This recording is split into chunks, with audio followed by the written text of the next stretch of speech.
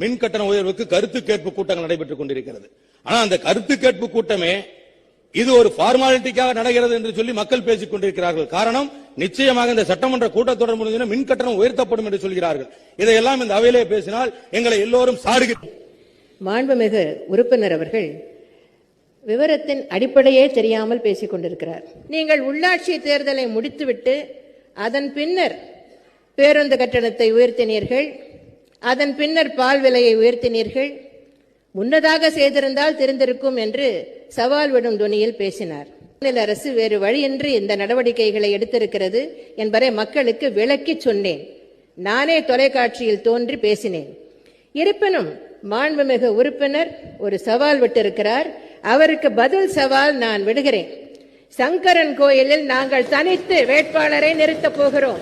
உங்கள் கட்சிக்கு திராணி இருந்தால் தனித்து வேட்பாளரை நிறுத்துங்கள். போன கிட்டத்தட்ட 2006 இருந்து 11 வரைக்கும் இடைத்தேர்தல் எவ்வளவு வந்தது. அந்த இடைத்தேர்தல ஒரு தேர்தலில் கூட அனைத்து இந்த அண்ணா திராவிட முன்னேற்ற ஜெயிக்கல. தேர்தல் அறிவிக்கப்படுவதற்கு முன்பாகவே மாண்புமிகு எதிர்க்கட்சி தலைவர் தோல்வியை ஒப்புக்கொண்டு விட்டார். தோல்வியை ஒப்புத்துக்கல, கேட்டதுக்கு மட்டும்தான் பதில். பேரவைத் தலைவர்களே, நாங்க என்ன கேட்டோம் அதற்கு மட்டும்தான் பதிலை தவிர சங்கரங்கள் பெண்ணகரத்தில் ஏன் தோத்தீங்க